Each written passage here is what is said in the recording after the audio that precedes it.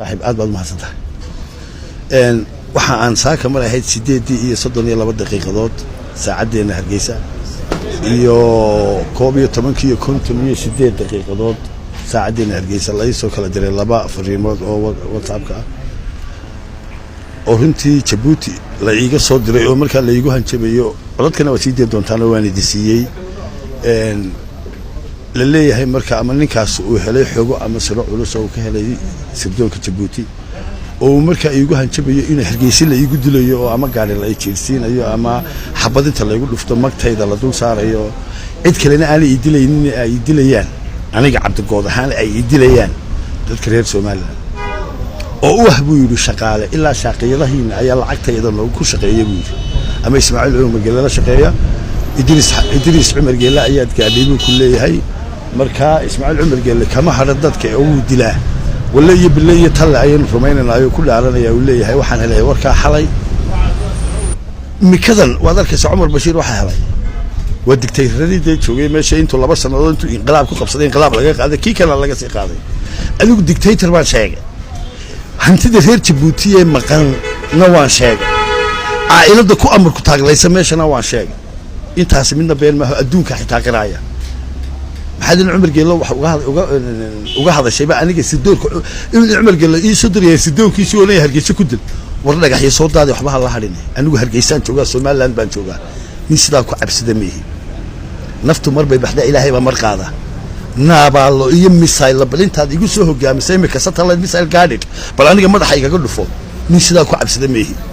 waa dictator Ismaaciil Cumar Geela ana aaminsanta inuu dictator yahay aailadiisu meesha ka shaqeyso waxaana ku cadeynaya example hanjabaadani taradkan leeyahay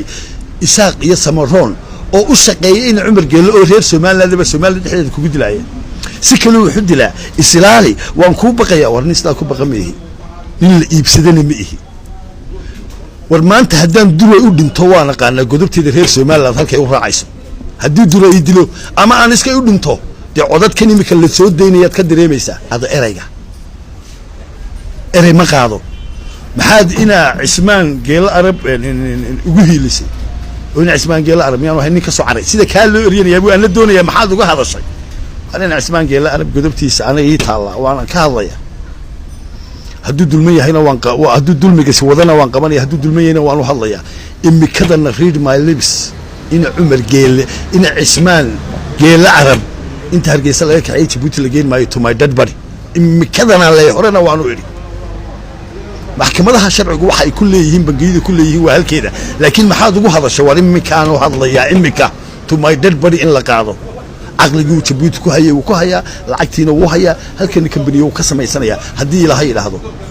aniguna waan hadli intaan oo leesanteedu qoyan tahay wax qalana waan ka hadlay qaranka Djibouti baa la dhacay baan ima wax kale aan maamulkeena Cumar Geela wax ka sheegay Djibouti wax ka sheegay yaan caay yaan maagay waxa la igu dilay qaranka sirdoonka Djibouti oo dhimay Hargeysa u yimaadeen ee fariimaha la igu soo dirayo film baan maqli jiray nin cowboy oo filimka magaciisa garan maayo wuxuu haban malaya dabaarda agla and magaranaysa good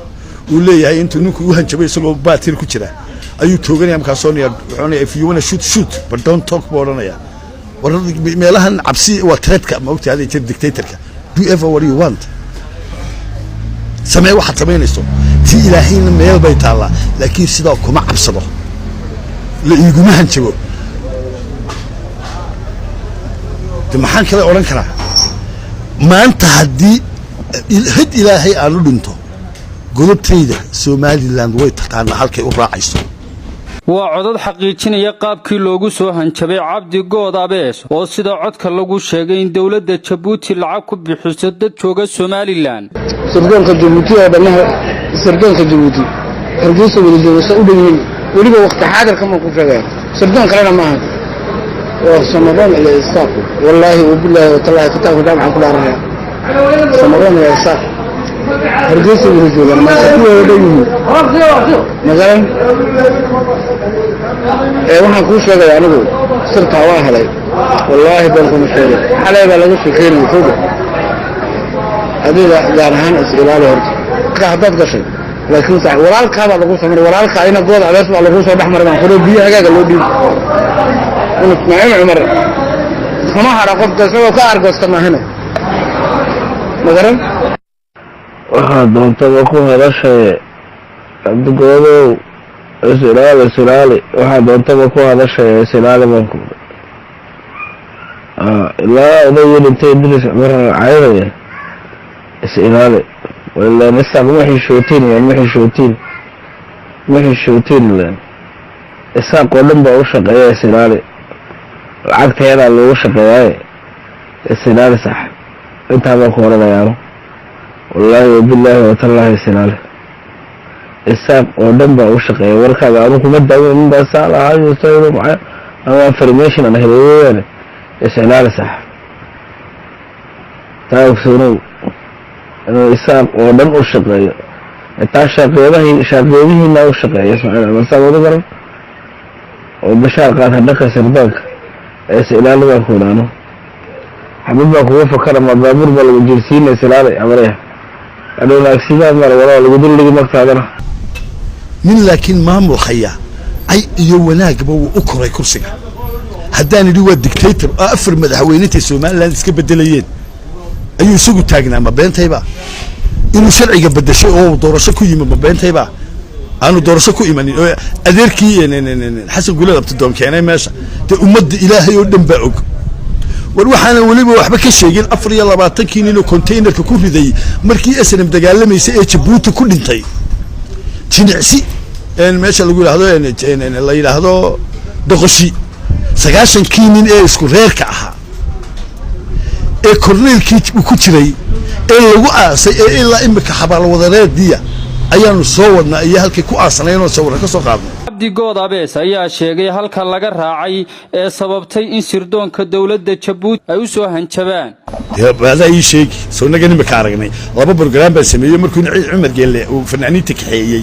dawladda jaarkana inuu Soomaaliya iyo isku xilkeen iyo walaaltinimadeeni bariga hore shaqayntii weeyday ayaan ka hadlay mar labaadna waxaan ka hadlay in dictatornimadii in Cismaan Geelle Arab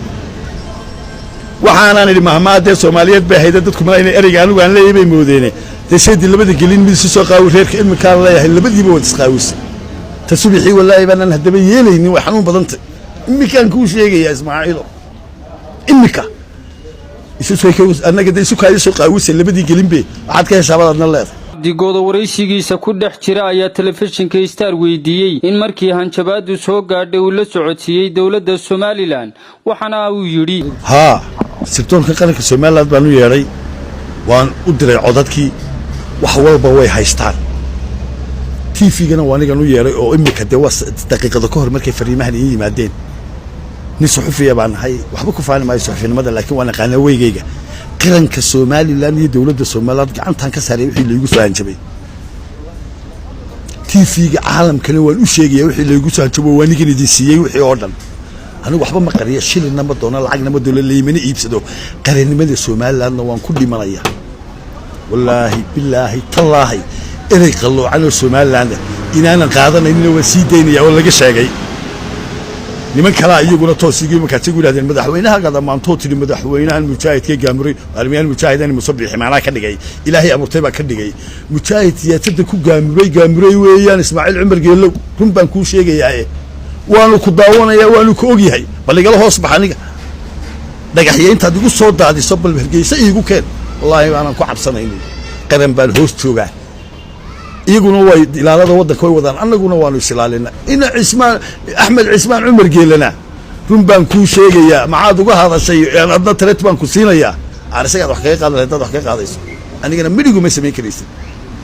Maxamed Farax Bile telefishinka Star magaalada Hargeysa